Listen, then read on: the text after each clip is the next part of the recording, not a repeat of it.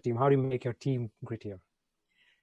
That is also a very important question. And I would say that a lot of it is an extension of what it is that you do yourself. And I think that's true whenever you're leading, right? Whether you're a parent, whether you're a business leader, whether you're a leader of a nonprofit, whatever that might be.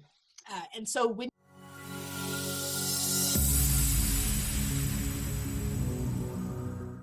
Hello, everyone. Welcome to another episode of the show where world's renowned thought leaders and best-selling authors share their wisdom and insight to help you achieve your goals and be more productive, more fulfilled. If you're new to this channel or have not yet subscribed, then do consider subscribing for your weekly dose of inspiration, motivation, and knowledge. This episode is being recorded in association with Let's Localize, an organization with a mission to foster micro contributions from communities and businesses to support schools for their need of time, skill, and money. I'm your host, Ajay Mathur, and my guest today is an ex-US Army fighter pilot, a best-selling author, and a speaker who helps individuals and firms to go beyond the resistance. She is one of the first women to fly Apache combat helicopter in the U.S. Armed Forces and joined the corporate after a decade in U.S. Army. While she was in corporate working with Microsoft, some personal tragedy happened with the family, and then she wrote her first book called North of Hope, A Daughter's Arctic Journey. Now she is a CEO and a founder of Grit Institute and widely speaks on creativity, transformation, leadership, and grit. Her corporate clientele includes GE, Microsoft, Amazon, just to name a few, and she has been featured in prestigious media outlets such as Harvard Business Review, Huffington Post, Business Insider, just to name a few. So let's welcome the author of our second best-selling book, which I have finished just yesterday, Grit. And there's a long title with it, which we will be talking about. Shannon Huffman Polson. Shannon, welcome to the show. Thank you so much. It's great to be with you. So before we go deep into your book, which I really loved reading, it's a different perspective of grit compared to what I previously know from Angela Duckworth-Lewis's work on grit. Yes. I want to know what inspired you to write this book. Your career is really wide variety of things you have done. And I've only touched the tip of the iceberg. You've also done many things. So you were first in doing many things, not just flying the helicopters, right? So what inspired you to come into this personal development and writing books, really? Yeah, well, writing has always been a passion of mine since I was a young girl. And I think that's a really important thing for all young people to pay attention to, are the things that you really love to do as a young person early on, because you may well want to come back to those. But what inspired me to write The Grit Factor, and The Grit Factor has just been out since September, Courage, Resilience, and Leadership in the most male-dominated organization in the world, was that a young lieutenant who was getting ready to head to Fort Rucker, Alabama for the Army's flight school reached out to me and asked me if I would be her mentor, as she started the same process that I had done so many years before. And I automatically said, yes, of course, I would love to help. And then I thought, wow, it's been a number of years since I've worn the uniform. And surely my experience as one of the first women in this integration into attack aviation was somewhat unique. So how could I scale the amount of advice and the stories and the ideas from a number of different people and bring them to her? And if I did that work, then how could I scale the people to whom that was available? And that was really the genesis of what became the Grit Factor, starting a several-year process of interviewing leaders in the vanguard of their fields. They happened to be women, they happened to be military, but they crossed the generations, they crossed the services, and 201, they faced what we call a double crucible, both the challenges of the job at hand, as well as the challenges of integrating into a field that wasn't necessarily ready to accept them. You talked about mentorship, and in your book also you write in detail about having a mentor or having mentees. How is being a mentor or having a mentor is important in anybody's life? And should we all have a mentor and mentees both, and why? Yeah. I mean, if we're lucky, yes. If we're lucky, absolutely. And I didn't have somebody that I really thought of as a mentor, but I would say that of the leaders that I interviewed, those who stayed with a certain path for a long time, most of them had mentors. They were lucky enough to have somebody that was a mentor to them. And I will say, just as you asked the question, I love the way that you phrased it, because just as we need mentors ourselves, we also need to think of how it is that we can mentor people who are even just a step or two behind you, really. And so it really is about sharing that knowledge and sharing that connection. And if you needed a selfish reason, the people that are mentors to others typically do better in their careers as well. So that generosity pays off in every direction. That is so true. And I can't emphasize it enough how much change it brings into you. Either you are giving guidance or receiving it, either way. That is so Absolutely. true. And talking about, so you mentioned about your why, but when you go into your book, you go so deep in finding your purpose, right? And this is a very big question, and everybody is kind of wrestling around with it. How to Yeah. find your purpose, how to find your why. So give us some details that you have also in the book, but how somebody should go about finding their life purpose or finding their why. Yes, that's such a good question. And first, maybe I can lay out a little bit about how the book ends up being structured. And the structure of the Grit Factor really came from the interviews that I did over the course of these several years. And it really breaks out into what I now call the Grit Triad. So there are three sections to the book: the commit, learn, and launch. They correspond to kind of past, present, and future. And really a leader who's able to lead, to able to access this grit that is integral to every single one of us and can certainly be developed, has to pull together these three elements of past, present, and future in your leadership and in your life. Now, what we're talking about with purpose and core purpose in particular, with owning your story and drilling down to core purpose is part of that first piece of commit. It's the very first work that a leader has to do, no matter what your age, no matter what your experience level. And that is deep introspective work to really go back and understand your own story, understand those values that are important to you, and then drill down to and connect to this core purpose or this heart purpose that you've just mentioned. Now, I like to borrow this technique that is a Six Sigma technique, actually, in the manufacturing world, of the 5 whys. Because all of us have heard about starting with why, right? And asking yourself in any kind of a situation, certainly when you're facing challenge and change, why am I doing this thing that I'm doing? We're all used to, we've heard start with why, right? Nietzsche says that he who understands his why can endure any how. So we can do anything to understand why we're doing it. But sometimes asking ourselves why doesn't go nearly far enough. And so what I recommend to people is to ask yourself why you're doing what you're doing, not one time, but 5 times. And that really drills down to core purpose or heart purpose, that thing that belongs to you and not to the organization, not to the challenge that you're facing, not to the role that you're in, but really truly is you and who you are. And the example that I give in that, I was in my first assignment at Fort Bragg. I had just been trained to fly the Apache helicopter, and I was assigned not to the platoon position I was expecting that every young lieutenant needs, to really learn to fly, to lead, to learn leadership, and to really exemplify that leadership. But instead, I was put into a back staff office position. And it was really frustrating. And, I did a good job. I got great feedback, but I wasn't doing what I thought I was there to do. And I just couldn't influence that in very many ways. So I like to give the example of the 5 whys in that position, because if I had just asked myself why one time, I would have said, well, I'm here to fly the Apache and be an aviation leader, but I wasn't really doing that in a meaningful way. And I didn't have a lot of control over that. So if you ask yourself why 5 times, kind of peeling the onion back to that core layer, why was I there to fly the Apache? Why? Because I was trained to do so. Why? Because I had asked for and earned that opportunity. Why? Because I wanted to serve my country. That's pretty good, right? But you force yourself to drill down to that 5th level why. Why? Because I wanted to serve, because service was at the core and the heart of everything that I did, of really who I was, how I had been raised. And when you connect to that core purpose, that heart purpose that truly belongs to you, you can weather any kind of turbulence and change. But first, you've got to do the work to really understand where and what it is. Now, talking about the turbulence, in the book, I read a lot of stories. In your book, the title itself says that how to survive in the male-dominated world, right? So it looks like it's a women-centric book, but I believe that the book is applicable to everybody, whoever reads it, because those kind of situations can come in anybody's life, yes. Right? So I wouldn't call them bullying or some negative word. I wouldn't want to add it, but you get those kind of situations even when you're in school. So Right. what is your approach to face the behavior which you believe is not normal, or there is some bullying angle into it? How did you do it in your career, and how do you suggest people should take care, especially when they're in schools very young? Yes. And this is so hard, right? Because all of us have faced this at different points. And the reason that the Grit Factor focuses on women leaders in part is because they faced a double crucible, not just the challenges of their job, but also the fact that a lot of people didn't necessarily want them there. And there are people that face a third crucible when race becomes an intersectional piece of this as well. So there are many, many challenges that these leaders face. But the leadership book, the principles, just like you said, are applicable to anyone. Now, for anyone who's facing those sorts of situations where their bullying is never acceptable, and yet we've probably all faced it at different points for different reasons, and even as adults, I'm sorry to say. So what do you do in that case? I mean, I think number one, you need to make sure that you're safe, right? So I'm just going to take that a little bit for granted. I don't think anyone should take it for granted, but you make sure that you're safe physically.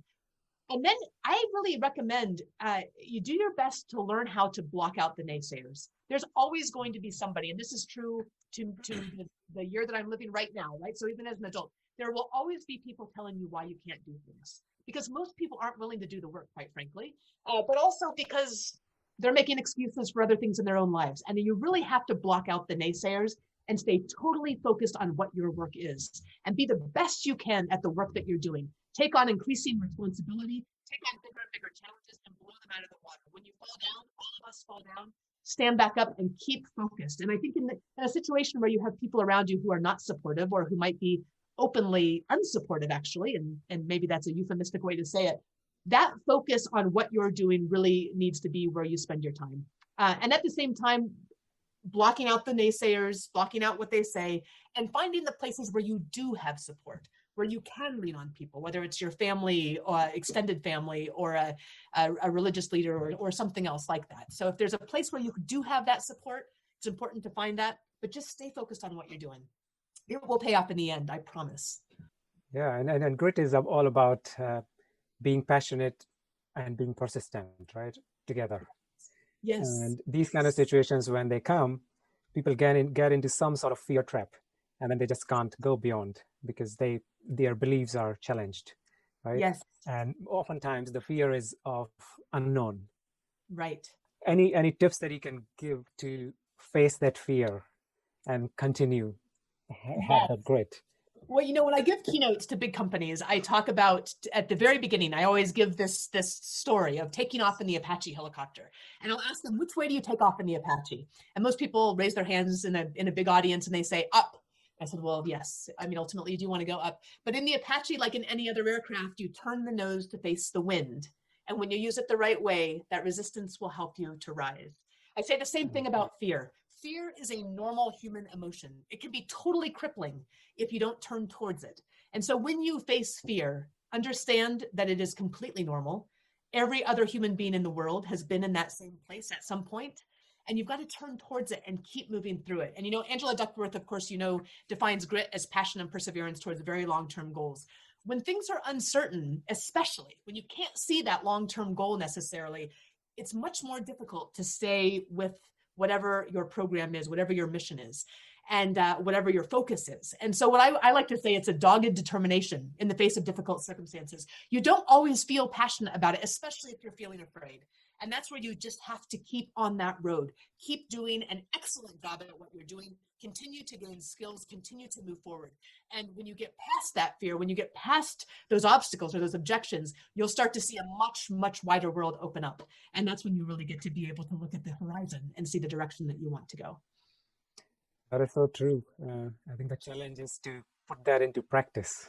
Yeah, no, I mean, I think it's important for all of us to remind ourselves that you're in very good company. If it seems hard, it is hard, but you also can do it, because one of the things that is really clear from the research is that grit is not just something for military pilots and people that climb big mountains, right? Grit is innate to every single one of us, every single one of you that is listening to this. You have it, and you can grow it and you can develop it, but you have it. So believe in yourself, believe that you can. Know that every hard thing you do makes you better at doing the next hard thing. That's pretty exciting, but the science is very clear on that as well. And you just keep moving forward. Don't let yourself withdraw, but continue to move forward. Yeah, and I couldn't agree more, because it comes down to your normal day-to-day kind of habits, right? Absolutely. It's about the things you're supposed to do in consistent basis, and that's the only difference. It's about a dedication to daily practices. It could be very small thing, but it's just how persistent you are in pursuing them, and that's what makes a lot of difference. I think the small practices, any small habit, how much ever small it is, if you just keep practicing it persistently, you will actually build your grittierness, if that's a word.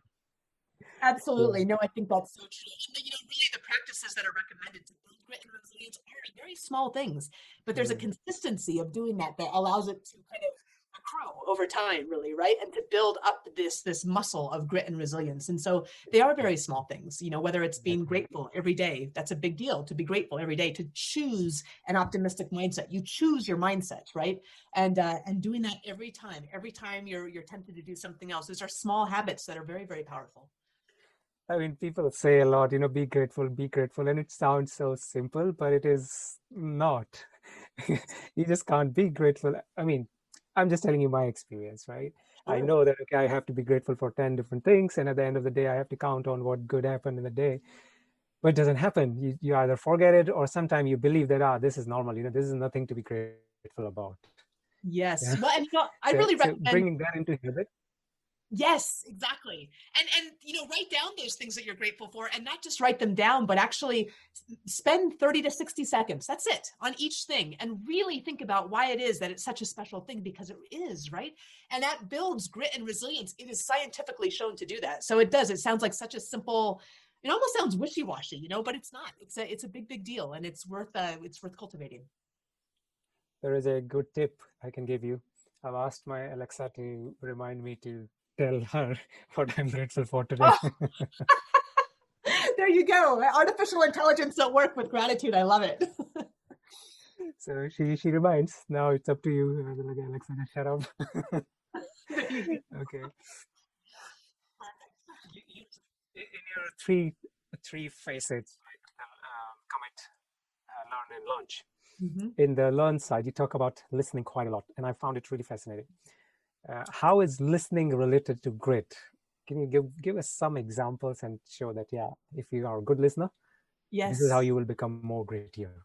I'm so glad that you asked that question. Interestingly, nobody has ever asked me that question, but it is really important. And the reason is, again, the book ends up being constructed based on these these dozens of interviews with leaders in the vanguard of their fields, right? So the things that came out repeatedly, most consistently, and also most strongly. And for sure, one of the things that comes out as maybe the most strategic leadership technique, and this is now going to leadership a bit, but I'll connect it to grit in just a moment, is the art of active listening. So the more senior somebody gets, the more they realize the art of active listening is absolutely critical. It's an art, it's a science, it's both. Now for grit, why is that important? Because one of the components of grit, one of the things that makes you more gritty, more resilient, are your relationships, whether that's your personal relationships, whether that's your professional relationships. And one of the most critical skills in deepening relationships is this ability to listen and to be an active listener. So as you're building up those relationships, you're building up those muscles to be stronger, to be grittier, to be more resilient. And it's that connection of relationships to grit and resilience that makes active listening an absolutely critical skill for all of us to cultivate. Particularly challenging, I will say, for those of us who are very execution oriented, because we tend to want to move things along. I speak for myself, where that's absolutely something that I do. And it's hard. You've got to slow down and make space for people to answer, and really internalize that, ask clarifying questions, and then sometimes sit with an answer for a very long time before you respond. That makes a lot of sense. What are so you can become grittier by following the things that you mentioned in the book and the things that we're discussing. How about being a leader? You are there to inspire your team, Yes. right? So it's Yes. not just you want to be having with good characteristics of a leader. You Right. also want to inspire your team to be more gritty and more everything, right? All positive Yes. stuff. So how do you pass on those characteristics into your team? How do you make your team grittier? That is also a very important question. And I would say that a lot of it is an extension of what it is that you do yourself. And I think that's true whenever you're leading, right? Whether you're a parent, whether you're a business leader, whether you're a leader of a nonprofit, whatever that might be. And so when you do that work, and I've just actually led a technology company through some training, really focused on that commit phase of owning your own story and drilling down into core purpose in particular, a little bit more on some mindset issues as well that are around grounded optimism and growth mindset, kind of extended beyond some of that work from Carol Dweck. So offering that training to your team, discussing that training as a team, I think is a really powerful way for people to internalize it themselves, but also to bring then those skills of grit and resilience that they are building to the team itself. And then I would say take those concepts of active listening, for example, of building teams, of building resilience, take that actually into team organization. So as you meet as a team, for example, I'm thinking now about mindset and about some of the very specific practices around mindset. One of those things is reframing. And I can see that, let's say that you're in a team meeting or you're in a board meeting where there's maybe a little bit more negativity than is productive. I've certainly been in those. I'm sure you have too. I'm sure most of you have. And really training and then practicing this concept, for example, of reframing. Reframing is a very simple technique with very powerful results. So instead of taking something that is phrased negatively, perhaps that becomes a team norm to say, hey, if there's something that's a challenge or something that's a frustration, as a team, we're going to work on reframing that. Another way to say this might be such and such, or in this challenge is also this opportunity, and make your team work together to articulate what that opportunity is. I think those are some pretty powerful ways to make teams more resilient. But again, in that relationship building itself, that's incredibly powerful. We did actually speak about positive psychology in detail when one of my guests, Emilia, she is an instructor on positive psychology. So I really found it quite interesting, this concept of reframing. Absolutely. And, I think the other thing as a leader that you need to remember is that, and this is something that I, when I give keynotes too, I'll just say, if you remember one thing about leadership from this whole discussion, and this all ties together with grit. I think the Venn diagram overlaps. It's not the same thing, of course, but it certainly overlaps. Is that the most important role for any leader, the most important responsibility any leader has is a responsibility to take care of your people. And if you're doing that as a leader, and if you're cultivating that kind of a culture in a team, that team is necessarily going to be more resilient. Absolutely, because you're taking care of people, you're developing them, you're working with them, you care about them, and they know that, they feel that. And that team is just by virtue of that going to be heads and shoulders more resilient than a team where that's not the case. Yeah. When you're taking care of them, you're being more connected. And when you're more connected, you're more easy to pass on what you have into them. So it makes logical sense. You talked about optimism as a component of grit, right? Now, focusing on to positive outcome, in that case, how do you address the risk? Like the positive outcome and hope might not be realistic in some cases. And you mentioned about the Stockdale paradox also. Yes. Although he kind of, we can tell about what that is, but he came out, maybe he might be just lucky. I don't know, right? Well, it's interesting actually, because since I wrote the book now, I've connected with actually somebody else who was also at the Hanoi Hilton held as a prisoner of war along with Admiral Stockdale. And he's pointed me to the multiple studies that were done on the POWs in the camp. So this is not just one person's opinion anymore. This is now studies, psychological studies, studies. What is POW? I'm sorry, a prisoner of war. A prisoner of war. But yeah, so Admiral Stockdale paradox looks at his time as a prisoner of war in the Hanoi Hilton in Vietnam for 7.5 years. And there were a number of people who were also held there for many, many years, also tortured, also horrendous circumstances. And each of these 3 separate and distinct psychological studies looks at these prisoners of war and what got them through the time as a prisoner of war. Years, right? With an uncertain end. They had no idea what the end would be, what the outcome would be. And also then they had to reintegrate into society after this horrific experience. So each of these studies looks at these POWs and asks, what was it that brought them through? And actually, they're not even as guarded as Admiral Stockdale is in his analysis. He tends to be, well, he is a Stoic, I believe, in his background and in his training. So without that Stoicism as a background, optimism comes out as the most key factor in the success of those people who survived the camps. And I think that's pretty compelling. Now, the Stockdale paradox, of course, says that you must never, ever lose faith that you will ultimately prevail in the end, which is faith that you can never afford to lose, while balancing that with the realities that you're facing today. And I think that is where he would suggest that you need to be able to say, hey, this is the brutal reality of today. I don't know what's going to happen. I don't know which way things are going to go. Maybe things are pretty grim, as you can imagine. A prisoner of war would certainly have that experience. And we are certainly experiencing, not to that same degree, but certainly uncertainty, certainly challenge. We don't know when it's going to end. We don't know exactly what shape it's going to take. But you must never, ever lose sight that you ultimately prevail in the end. And I think when you don't lose sight of that, then you are willing to be adaptable, right? You're adaptable, you're willing to pivot, you're willing to be creative to find a solution. Because ultimately, there's not going to be any argument. You are going to get through this hard time. The question is, how will you do it? If you can't take your regular path, you'll have to find another path. And so that ultimate faith in the end is critical. And I guess that's the kind of measured optimism that I talk about as critical in the grit factor. And that is quite interesting. Now, Stockdale was an extreme example. Let's see somebody who is of course, they've not read your book, first of all, or they thought that this is my purpose by Yes. asking one question. And I Yes. tell you, there are millions of people like that, right? Yeah. So they ask themselves, why do you want what they want? Why do they want to do something? And then they got one or two answers and they started doing it. When should they draw the line that this is enough? I don't have to be more persistent onto trying to break my head with this particular goal that I have set based on my understanding of what my purpose and what my why is, which might not be your true core purpose, for example. Sure. So how That do is, you guide those kind of people who didn't start from where you are suggesting them to start? They started somewhere in the middle and now they're stuck because they don't know whether they should persist and continue, or yeah. they should change their path. And this, of course, is the limitation, right? And there's a couple of things about grit that are so, so important. The first is it's not a sustainable operating mode, right? So grit is critical to success. I think all of the studies are pretty clear on that, but it's not a sustainable operating mode. So it's a characteristic that is part of us. I very much think it's part of the whole leader development.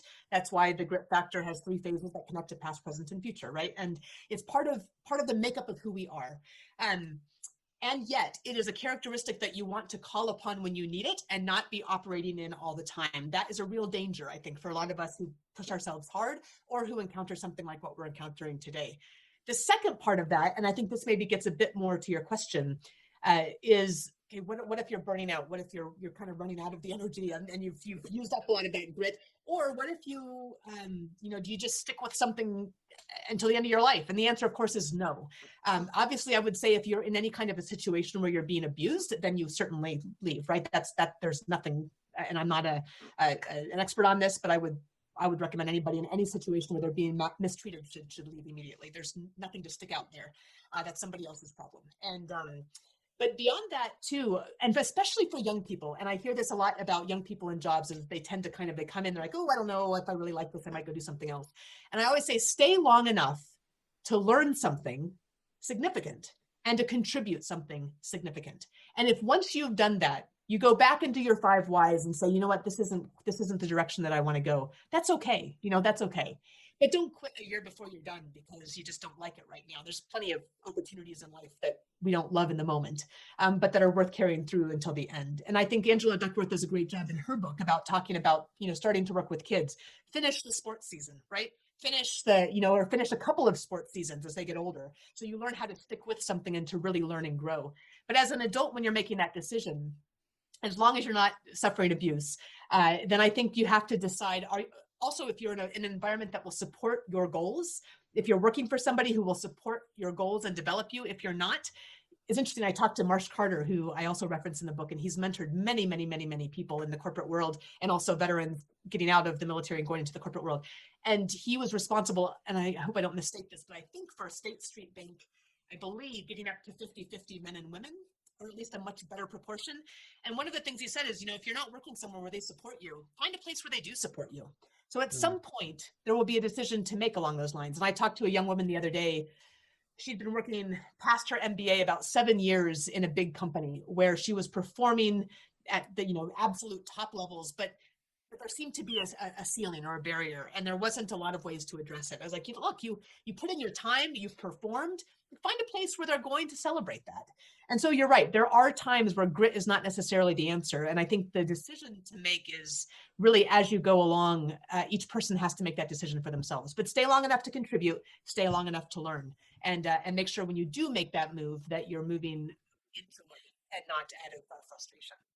Yeah, I'm a strong believer of doing something rather than keep thinking and trying to find out what's my why, because oftentimes it's not straightforward, right? The example that you gave, okay, serving, you reached to your core purpose, but for many people it's not as easy to just go, one question, 2, 3, 4, 5, and they'll be like, after third question I'll be like, I don't know. And Ajay, at the end of the day, I didn't stay in the military, right? I left at the end of my service time after 8 years of active duty. And so the question then, as I've wrestled with that a little bit too, I've said, well, how come that wasn't enough to keep me in? And that's where, and it's interesting, I just again went through this exercise with a technology company, and I gave them about 4 different ways. These are not all in my book, actually, about finding finding core purpose, finding what it is that you're meant to do. And I think it's worth really trying a lot of different approaches. There's a really cool approach. It's a Japanese approach, which has been westernized. So both the Japanese pure approach of ikigai as well as the westernized approach is a really fascinating approach to look at, hey, what do I love to do? How can I best contribute to the world? So looking at that in multiple facets, I think is important. Like I end up coming out with now several core purposes, but now I have 2 little boys. I have a lot of more complexity in my life than I did back then. So I think those are all things that you want to continue to interrogate and give yourself time for that introspection, because it's something that evolves as your life evolves as well. I've heard a lot about this ikigai thing. Can you give me in maybe 30-second summary of what exactly it is? Well, I can't really, because I'm not an expert, and I think it's quite complex. But it is essentially, it's a way of interrogating your life. It's a way, and I use the word interrogating, sounds like a little bit rough, doesn't it? But I guess it's a way of looking at your life and looking at your life's purpose and the way that you best contribute, the things that bring you joy, and the ways that you are best then positioned in this world to be able to make your contributions. So yeah, I definitely recommend checking it out. And that's something that I'd like to learn more about this year so I can speak about it with greater authority. But I've had fun playing with some of the diagrams, and people get picky, I think, about which parts are westernized and which parts aren't. So it's probably worth looking at it in both directions. Yeah, Amazon keep suggesting ikigai, and even on Google YouTube videos, I've seen some videos. I never clicked on them. I have too much of things to think about. Yeah. But yeah, now that you have mentioned, I will definitely go and have a look at that. There you go. There you go. My personal belief is, if you don't know the answer, just try, as you said, keep trying, think long enough, as you mentioned. Yes. It will not be waste, because my theory is that anything that you learn in life will be useful. Yes. Yeah. It's not, no education, no learning is a waste. That's what I believe. Yeah. I 100% agree. I think education is intrinsically valuable. And so there you go, right? And I think, the other thing is I've mentioned this to young people as well, and I can't take credit for this, but I don't know where I got this idea or where I first heard it. But ask yourself, what in the world breaks your heart? What about the world breaks your heart? And then ask yourself, how do I want to be a part of changing that? And that's another way to come to a place where, because I really believe that the core purpose has to do with our contributions in the world. I believe that anyway. And that's where the real satisfaction comes from, where happiness comes from, where however it is that you want to define that, is how do we contribute in the world in the way that is best suited for who we are and what our strengths are and what it is that we offer. And so if you can find that and ask yourself, what's breaking my heart? How do I start to work in that space, and then start to see what develops when you work in that space? I really think there's huge opportunity in that. And then you're also contributing, right? So there's nothing bad about that. Definitely. I mean, in most of the interviews I talk to people, this thing comes up, and it goes to this Maslow's hierarchy of needs at the top tier, which is like self-actualization, and everybody wants to contribute why they are there on this planet. That's so super powerful. That is, yeah. It is. And we're very privileged to be able to ask that question, right? I mean, I think the vast majority of people on the planet are not in a position to even be able to ask that question, because they're having to try to meet needs at a different level. And so it's a huge privilege to be able to contribute. And I think recognizing that as well is another wonderful way to approach it. Okay, so that's one more thing to be grateful about tonight. Yes, exactly. That's right. Okay. You talked about compartmentalize failures, right? When you are having setbacks in your journey. I found it interesting, but tell me, how would it work practically? Give some examples. How do you compartmentalize your failures and keep moving? It's really, I mean, this is hard, right? And there is some act of, there's some willpower involved in this and some decision involved in this, and they're not easy decisions. I mean, I don't think much of what we do that is of value is easy, right? But certainly within aviation, we talked a lot about this concept of compartmentalization, which is that you can't go up and fly a complex aircraft at night under infrared when you're dealing with, a divorce at home or some kind of a major life trauma. And so, and actually, if somebody was going through something like that, we would actually recommend this, that they maybe not fly for a little bit, as an example. But if there's something that is not quite as significant and traumatic, if there's something that might interfere with your performance in any way, you try to think of, and this is literally visualizing, putting it in a box, right? Like, okay, I didn't do well on this last check ride. And I think I give that example actually of failing a check ride. I failed one check ride in my entire life, an instrument check ride with somebody that was very uncomfortable flying with women, and I knew that, and so I was uncomfortable flying with him, and the check ride did not go well. And check rides are a big deal as a pilot. You don't want to fail your check rides, and the stakes are much higher on the recheck, right?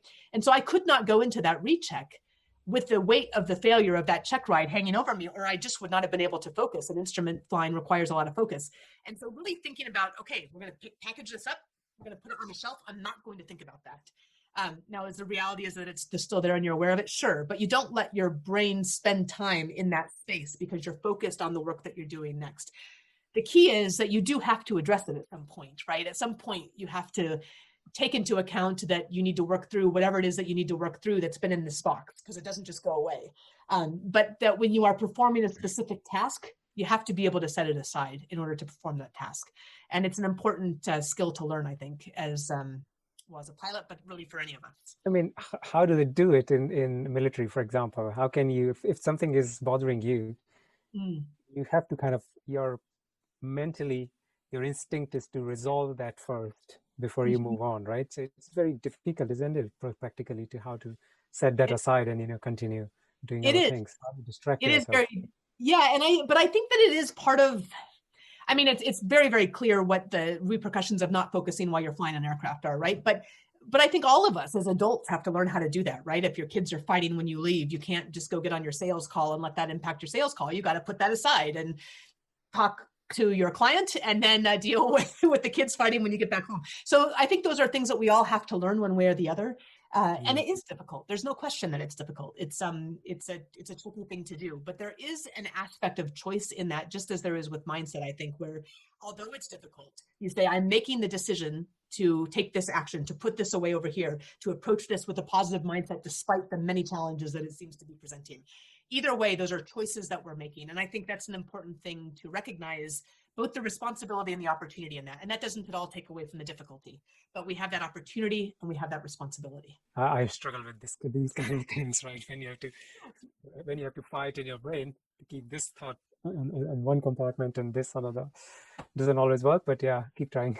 Well, and also, Ajay, I would say you have to be gentle. I mean, what I would love to tell myself as a younger person and young people now is also be gentle with yourself and give yourself some space, right? So if you need to take some time, take some time. And I remember, for example, when my first book, North of Hope, that you'd mentioned earlier in the interview, I wrote that after a family tragedy, and it was, my father and my stepmother had both been killed in the Arctic by a grizzly bear, and I was away for 3 months, and I had to sell the house. I had to pack everything up, and then I returned to work at Microsoft. And there were days where I was fine and I was working, and I wasn't thinking about these other things.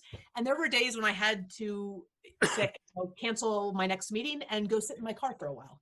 And that's okay. You've got to take that time to take care of yourself so that you can do your best work and so that you can be who you're meant to be in this world. And there is a decent component of being gentle with yourself that is also important. It's not just about always being hardcore, even if you're mostly hardcore. Yeah. I mean, sometimes I feel that people in military are made out of something different in their brain. The gray matter is different, I guess. But I don't think, and that is something that I hope, and I've actually been so happy to hear from readers of the Grit Factor, is that they say, what, I realize these people are just like I am. And I'm like, exactly. They're just like you. I was an English major in college. I never thought I would fly Apache helicopters. And I never thought I'd be in the military. And I think the military is made up of, the same cross section that you could take out of any group of people that you can imagine. And so they're just like you. They've had different training, and they're better at some things and they're probably worse at some things. So there you have it. Thank you. Feeling better now. There you go. Okay, so how do you teach grit to young children, especially in the people who are teenagers, let's say? Yeah. Well, I'm going to borrow, because I'm not an expert on this, I will borrow a bit from Angela Duckworth's book on this, and I can talk a little bit about parenting as well. But I think I agree with her recommendation that if you are teaching this to young people, that you help people see the importance of seeing something through. So you don't start a sport and quit before the end of the season. You finish the end of the season. And, like I have younger kids now, they're not yet in high school, but If they don't feel like going to ski practice, I say, look, you go to ski practice because you're on the team and this is what you do. And I think you start to build this understanding that there are responsibilities that you have and you're expected to fulfill those responsibilities. And not only that, you're expected to work hard at fulfilling those responsibilities. And so one of the things that you hear a lot, and I will say this isn't as simple as this because I've tried it and it doesn't work as it's portrayed, is that you praise the effort for kids too, right? Because a lot of kids are afraid to fail. Most kids are afraid to fail. And I will also say that I've always praised the effort and not the outcome for my kids, and they're still afraid to fail. So you have to kind of keep sharing your own stories in the same way that you might as a leader share them with your team. Like, hey, I remember this time when I failed my check ride. Can you believe that? Like, I knew so many people were watching me and yet I failed at this. So what did I do? I had to pick myself up and really focus on the next step. And so by sharing your own stories and your own vulnerabilities, I think children really connect to that. And that's something that's a little bit new, I think, in our generation, because that's not something my parents did. And I think it's something that our kids can benefit from is, hey, this is a story of, this is when I didn't do so well. And this is what I had to do to make it better. And doesn't it feel great to really push through this? And then give them examples of people that have pushed through hardship as well, because we really connect to story, right? Story is so important. And that's why every lesson in the Grit Factor, we enter in through someone's story. And then we get to the research and then we get to the takeaways. Because the science is pretty clear too, that our brains operate best by taking in information in the form of story. And so approach it with your own story, approach it with other stories, and when necessary, say, yeah, you're going to ski practice, get in the car. So. Yeah, and parenting is changing, right? It's changing every decade. The tips and tricks which used to work 20 years ago will not work anymore on the kids of today, right? That is the challenge. Yes. Exactly. But, keeping them really well exposed to lots of different things and lots of different people who have pushed through hard things. I mean, my goodness, there's so many amazing stories like that, and making sure your kids internalize those and share them and then ask them questions and help them arrive at those conclusions themselves. I mean, those are all some of those same ways that you would teach anything that I think is a great way to teach grit. And then, they actually showed the studies on growth mindset for kids specifically, is that if you show the kid the video or teach them about how your brain works when it's pushing through challenge, and show that your brain you're getting stronger. Every hard thing you do makes you stronger, makes you better. When you teach kids that, and then you put them back on that hard math problem, they will work harder at that math problem. So sharing with them actually, hey, this is what's happening in your brain when you're working hard. Isn't this cool? And then that allows them to be motivated in a different way to approach whatever challenge that they're facing. So those are all ideas anyway. I can't recall whether I read it in a Grit book or somewhere else, but there was a study done. They took two groups of students and gave them the same problem to solve. Mm-hmm. And they both solved. They told one group that you are smart, you solved it. And they told the other group, you're hardworking, you solved it. And then they gave another problem of equal strength to both of the groups. The people who thought they were smart either didn't do it or took much longer, versus the people who were told that they're hardworking, they did it even faster.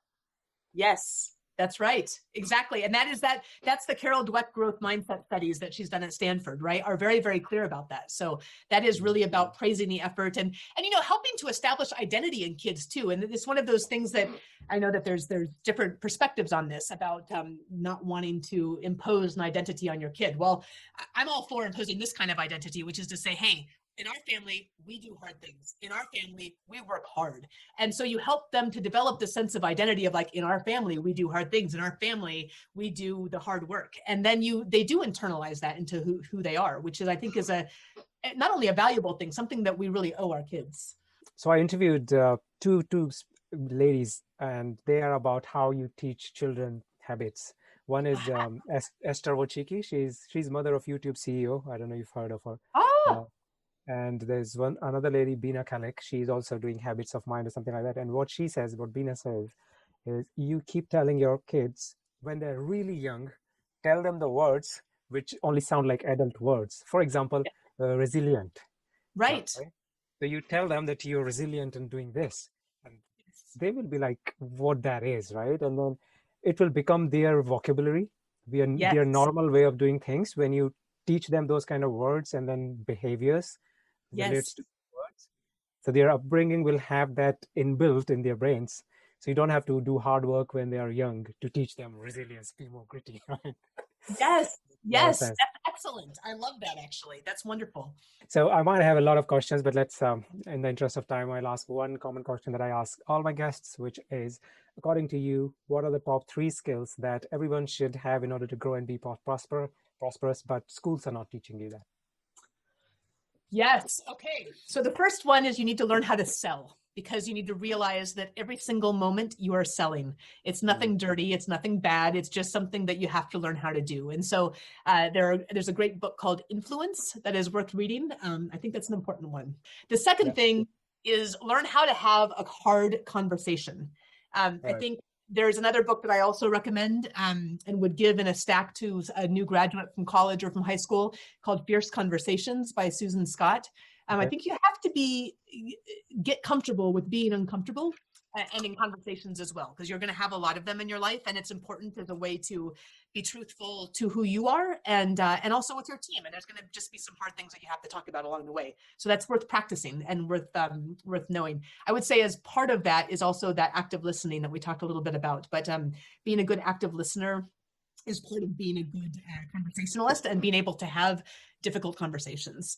So that's a pretty important one. And then the last one I would say is setting boundaries. It's really difficult for people who are very execution oriented, also, who like to get things done, who like to make people happy a lot of the time. But setting boundaries, I think, is the only way to maintain your own mental health, the mental health of your family, and be able to get the work done that allows you to contribute in this world. And I think a lot of the world tends to want to push on boundaries. So there you go. Sales, fierce conversations, and boundaries. Those are kind of hard things. But I would say, and if I came down to at the core of things, I would hope that whatever your spiritual connection or practice is, I think being connected to that is a really important thing too, however it is that you define that, because that's what matters in life, right? And keeping that in perspective of spirit and family. At the end of the day, that's what really matters the most. So I guess that's kind of 4 or 5 things, but there you go. They're pretty deep and profound, and I couldn't agree more with you about sales. Other people just think that you're just selling something, but that's not the case, right? Any conversation is a sales conversation. Any negotiation is a sales conversation. That's exactly right. So it's really important, really, really important. Couldn't agree more. Thank you very much for sharing them. So now you have 2 books on your under your belt. What next? Yes. What's your mission now? So I keynote right now to organizations and companies around the world on leadership and grit. I am doing leadership training as well, also around leadership and grit, and doing some executive coaching. But I'm also starting to work on the next book or 2. I'm not sure if I can hold myself back from 1 or 2. And it'll be still in the space of purpose. It'll be in the space potentially of the spiritual components that underpin grit and resilience as well. So there's a lot in the works right now, and I'm not sure which one will come out first, but know that it is very much along the lines of being able to contribute our best selves in this world and hopefully make a difference. Okay, whatever you choose to do, we wish you all the best. Thank you, Ajay, and to you. I'm so impressed with all the work that you're doing and how you're sharing that with people who most need to hear it. So really, truly an honor to connect. Thank you. So finally, how can people reach you? Yeah, just find me at my website at shannonpolson.com. That's Polson. I'm also on LinkedIn. I'm also on Twitter and a little bit on Instagram. So I'd love to see you in any of those places, but my direct email is available on my website, also at thegritinstitute.com. Okay, Shannon, thank you very much for your time. I thoroughly enjoyed it. I could have asked another hour of questions, because the subject that you cover is really important in everybody's life, and you keep having these kind of questions. Everybody, you don't have to be young or inexperienced. Everybody have these kind of challenges.